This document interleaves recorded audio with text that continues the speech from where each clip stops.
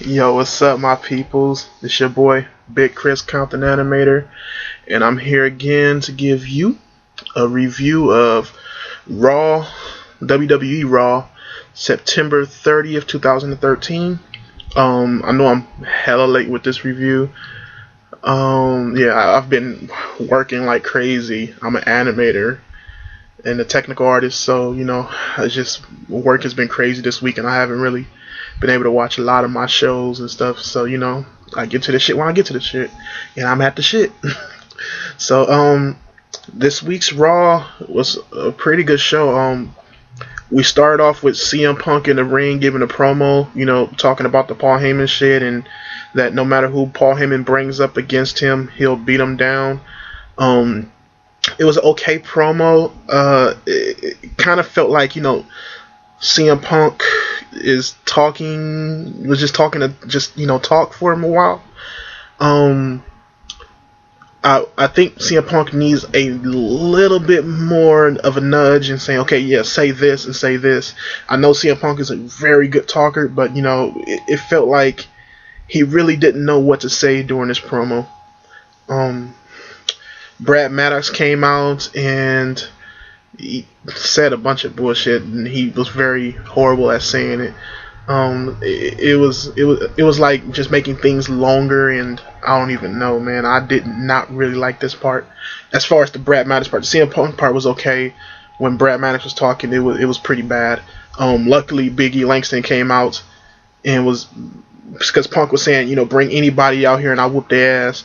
And Big E came out and said, basically like, hey, motherfucker, you think you big and bad? Well, I'm your man. Try to whip my ass. And CM Punk and Big E had a pretty good match. I'm happy to see Big E back. And, Big E's very athletic, very tough, very big dude. And CM Punk was looking, as far as match-wise, looking rejuvenated. He was back to his old, Muay Thai type kicks and stuff. And they both put on a pretty good match. CM Punk gets the win out of this. And, using the GCS against Big E, and I really like Big E's sell on the GTS. He just got the little boom and then did that shit before he got pinned. So yeah, that ended off pretty good. Next, we ended up getting Fandango versus Kofi Kingston. The biggest problem with this match was you got two guys who are very known for their crowd work and just being gimmicky in some points, and they really fell off here. It felt like they didn't pay attention to anything but each other, and you just didn't feel that groove with them too. And it was an okay match, some okay moves and stuff being done, just felt bland. Kofi Kingston won. Pretty short match as well. What happened after the match was pretty interesting, with Bray Wyatt and his Wyatt family coming out and doing a promo against Kofi in like pitch black with just a lamp light for Bray Wyatt and a spotlight on Kofi. And Bray Wyatt's basically saying, no matter who it is, I'll take him out, and if that's what I gotta do, then I gotta do it. And it seems like they're pushing Bray Wyatt to be this guy, I'm just going to run through the roster and beat the shit out of everybody, and me and my family going to just take over. I don't know how I really feel about just being that promo and that's it, because it felt like it needed more. But, I like seeing Bray Wyatt cut a promo, and I'm just happy, they found a place for him, and hopefully this leads him into something more. They cut a thing with Brie Bella. What was she? I guess her and Daniel Bryan are getting married. So they was talking about how Daniel Bryan proposed to Brie Bella. So they did a video package to that, and I'll talk about that more through the what other matches and stuff when that happens. Randy Orton came and he was basically doing the same thing he did last week and talking shit to Brie Bella and stuff, and that was pretty interesting. The things that he was saying to her and stuff. It feels like Randy Orton is a little bit more enthusiastic now that he's turned it back into a heel, and it feels like he's having fun with the character once again. So that was a pretty okay segment right there. What else was there? Oh, okay. The backstage segment with Renee Young. I really like her right now. And who else was it? Oh, Paul Heyman. Okay, yeah. So basically, it was Renee Young talking to Paul Heyman, asking Paul Heyman, is he worried and stuff like that. And it was funny because she was asking him like, I see Ryback hiding right there, and Curtis Axel's hiding right there. It's like they're hiding in the open and shit. But the things that Paul Heyman said was, it was pretty good. I'm really liking where they're going with Paul Heyman and Ryback. That's been fucking phenomenal, and I'll tell you more about it when I talk about it more. The next thing we had was the debut for the Los Matadors, which is Epico and Primo in their new gimmick. I really wasn't too much interested in this Los Matadors stuff when I saw the promos for it, but the entrance that they had was pretty cool, and I think the best part about it is they have this little midget wrestler, one of those luchador little person wrestlers, and this dude is like crazy acrobatic and just running around the ring and shit. And Epico and Primo themselves look like they're very interested in this character, and that they're taking on this character with a new light. I mean, these characters with a new light. So they beat up 3MB, and it was an okay match. I'm interested now in them. I want to see where this goes. I don't know if it's going to have that much pull, but hey, let's see where it's going to go with this. So I'm interested in Los Matadors. Okay, then next we had Triple H and Stephanie bring out the Rhodes Dynasty. All three, the father, Dusty Rhodes, Goldust, and Cody Rhodes. And Triple H and Stephanie pretty much buried the shit out of the Rhodes family and was talking shit about them. And it was funny because all the shit that Triple H saying, he was doing a very good job at, just shitting on the Rhodes.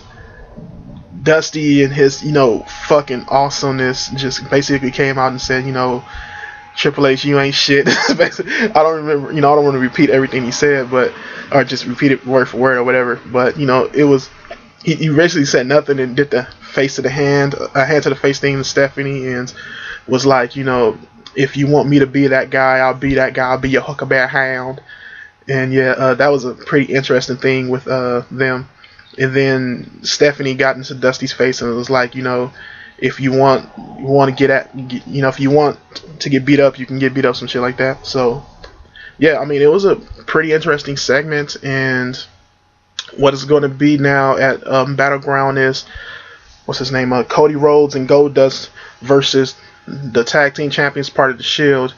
And Dusty Rhodes is going to be in his son's corner. So I'm pretty interested for this match, even though the Shield isn't having a tag team, battle with the Usos like we thought they were going to have at Battlegrounds. I feel that story-wise, this is better, and it's very interesting, and I'm happy to see the Rhodes Dynasty doing what they do. What else?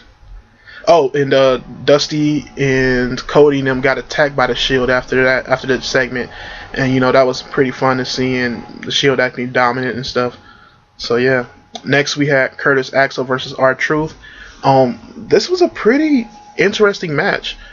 They weren't doing too many wrestling moves. It was more of a an ego game. R-Truth and R-Truth and Curtis Axel was basically slapping the shit at each other and playing off the crowd and stuff. More on R-Truth side, Axel was trying to act like a bad guy, but he wasn't doing too great at it. But CM Punk's music hit and distracts Axel, and then R-Truth rolls him up for a pin. I don't know. He hits the lie detector, then hits the pin on him, and R-Truth wins. So I think there's going to be a match with R-Truth versus Curtis Axel at Battlegrounds. So after this segment of this match, I'm pretty interested in that. Next we had Brie Bella versus Alicia Fox. This is interesting. They actually give these girls a pretty lengthy match. I think it was several minutes. Longer than the original 5-minute matches they usually get, or like less than 5 minutes at most times. Um, Alicia Fox was showing her ass, not showing her ass literally, but figuratively, just being a badass in that ring. She has a lot of moves on Brie Bella and basically carried Brie Bella through that whole match. I think they're pushing Brie as a face because of the Total Divas show, and I was cool with it until the end of the match where they were still doing the loser thing. I'm like, girls, you're a face. You have to act face. I mean, the loser stuff isn't really a face thing to do. And it's not that, I want to say, oh, this is face, this is heel, but they're not really getting over that much. So they need, the girls, the Bella twins need something to get over with. What was also interesting was AJ Lee and Tamina, who's now her bodyguard, was back looking at the match. So it's going to be Brie Bella versus AJ Lee at Battlegrounds for the Divas belt. It's not too much build to this match as far as those two go. Thing that's got me interested is AJ being champion, which is my girl, and Tamina, who's also, I really like her a lot, is now her bodyguard. So that's making the match interesting. But other than that, there's not a lot to go off on this. After that, Axel and Heyman was in the backstage, and Heyman was just crazy worried because he doesn't know what's going to happen. He just lost to Truth, and he's just scared of Punk right now and stuff. And Paul Heyman basically says, I have Ryback on my side, and we're going to be okay. There's nothing Punk can do to get us right now, or nothing Punk can do to beat us. And Ryback comes in there, and he says something to Heyman. I don't remember, but Heyman was, he says, let's go down there and get Punk right now. And Heyman was like, you know what, I have an idea. Why don't you go get something to eat, and I'll go to the ring. And Heyman was acting like, Ryback has me giddy and just fresh a new life and stuff. So yeah, that was pretty interesting with Heyman and Axel and Heyman and Ryback at the time. So yeah, I'm getting more and more into the show. They're doing more fun stuff with these two characters, and it's getting better and better. So after that was Big Show and Renee Young. They did a backstage segment, and Big Show was basically talking about how he's pissed that he's basically having to do all this stuff. I like that they didn't have him cry here. He's actually just got really mad, and he cut a really decent promo, and just stormed to go look for Triple H. He said, I'm gonna knock Triple H out. So yeah, that was a pretty good segment right here. And he ends up meeting up with Maddox was talking to R-Truth about getting a title shot. And he meets up with Maddox and basically chokes Maddox out and says, you gonna give me a fucking title shot. I mean, I'm not talking about that. But he's choking Maddox out and Big Show's choking Maddox out and saying, where's Triple H? I'm gonna knock the shot on Triple H, go find Triple H and stuff. So yeah, what they were doing where here was pretty interesting. Next we had Alberto Del Rio versus Zack Ryder. Okay match. I'm not really excited about the match that's going to happen between Alberto Del Rio won that. I'm not excited about the match that's going to happen between Alberto and Rob Van Dam. I think after that Rob Van Dam cut a promo, or like sometime he cut a promo, and they were showing like all his hardcore match, like top 10 hardcore matches, and it's just not any story there, and it's not, I've already talked about this, not what, what was there with him and Christian, with Alberto Del Rio and Christian. So I'm just hoping for a good match out of that. After that, we had the Heyman and Punk segment where Heyman and Ryback and Punk segment where Heyman proposes, gets on his knees and proposes to Ryback, and they're doing this whole little gay bit where they're seeming like, oh, this is progressive, and I'm gonna ask this dude for his hand in marriage, and it ends up being that Paul Heyman wants to ask Ryback to be his next Paul Heyman guy. This was very good. Paul Heyman and Ryback was very good at this segment, and CM Punk comes out and he jumps over the barricades to say, I'm gonna beat the shit out of y'all now, and he trips and fucks his leg up. And he's playing at work here, and he's down there and he's acting tripping, hurt for a second, for like about damn near 2 minutes or so. And then like Doctor comes out and Paul Heyman goes to the edge of the ropes, and CM Punk grabs a kendo stick, spins and hits Paul Heyman in the leg. Paul Heyman falls, and then he starts like attacking Ryback and Curtis Axel with the kendo stick, and he ends up hitting a GTS on Curtis Axel. I really like this segment. I really like what Punk did. Only problem is that once Punk tripped and fell, they had the that part going on for too long.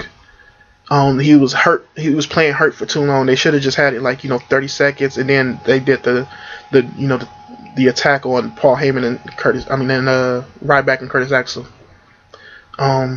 Yeah, I'm taking a long time with this, but it was a lot of good stuff in this show. Some mediocre stuff, but it was a few good stuff. Oh, Shield versus Dolph Ziggler and Usos. A pretty good match. Shield ends up winning here. I'm gonna make another video about my feelings on Dolph Ziggler right now. A lot of people feel that he's done with his moving up, but I have a different aspect on that. Big Show. But yeah, the Dolph Ziggler and them match was really good. Slow at the first, but it ended off really good with Shield winning. Big Show was basically in the back, still waiting for Triple H. Stephanie comes up first, but some police officers come in there and they're ready to arrest Big Show for threatening Triple H. And then Stephanie comes in there and she says, it's okay, he's just mad, and basically says a bunch of horrible shit to the Big Show, like, oh, he's just mad because he can't do anything right now and he's fucking up and stuff and he doesn't have any money. And then she goes and whispers in his ear, like, also heard that your wife said, also talked to your wife, and she said that you're not adequate in bed as well. So that was pretty cool. Not cool, but it was pretty funny what she was doing to him. So I'm interested in where they're going with the Big Show. It seems like they're pushing him down to be a bust out of anger. Next was Santino versus Antonio Cesaro. A joke match with Santino winning. It wasn't really anything interesting in this. I think they should have done more fun stuff with this match, but it wasn't really anything big in that. And last we had Daniel Bryan facing off with Randy Orton, like a talk and talk. So King was in there. He brought them both out, and Randy Orton basically said, he's an A+ player, and he's whatever they call him, the Predator or whatever they call him. So he's saying that Daniel Bryan's nothing, and he don't know why Brie Bella's with him, and she's gonna one day realize that he's not even a man. And then Daniel Bryan was saying like, oh, did you rehearse that in the mirror? And just basically talking shit to him and saying, I don't need anybody to motivate me, because Randy Orton was saying he was motivated by Daniel Bryan losing getting the belt taken away from him and Triple H not giving it to him. He feels like Orton feels like he's at his point of anger and just hellness, and Daniel Bryan was saying that he needs nothing to motivate him, and that Orton needs all that because Orton's weaker than him. So then Orton said something else about, that's when Orton started talking about how Daniel Bryan's not a man and Brie Bella's going to end up dumping him for a dude like him one day and stuff. So Daniel Bryan attacks Orton, and Orton basically gets the upper hand when they get to the outside of the ring, and Orton throws Daniel Bryan into the steel steps, and then Orton gets ready to put Daniel Bryan into his little DDT off of the ropes or whatever you call them, but he was going to do it onto the floor. And Brie Bella runs out and she tries to stop him, but he ends up doing it anyway, and she's crying and stuff. She's not really good at acting, but she was whatever here. But then Randy Orton puts him on the announcer table and RKO's him through the announcer table. So that was a pretty cool segment. I actually like this better than several things that they've had for the past few weeks between Daniel Bryan and Randy Orton, because it was just them two and they were working pretty well off of each other. So that's made me more interested in the match. I'll probably do a video after SmackDown to talk about what's my predictions for this week's for the new next pay-per-view that's coming up is Battlegrounds this weekend. And I'm not very interested in the Battlegrounds pay-per-view because it's not a lot. I'll talk about it when I do my preview of Battlegrounds and give my predictions. But yeah, this is a pretty good show. I give it a B plus probably. It was a lot of things happen. I never felt really, tired of it. There was a few mishaps here and there, and a couple matches that didn't feel right. But story-wise, there was a lot, and this was the go-home show to the pay-per-view, so there was a lot of stuff here, and I liked it a lot. So leave comments and tell me what you thought about it. I know this is a long review. I basically had a lot to say. It's been a while since I saw the show. I mean, it's not been a while, but I'm just fresh off of seeing the show, so. Yeah, hit me up, Big Chris, Compton Animator. Find me anywhere, either at Big Chris or Compton Animator, and peace.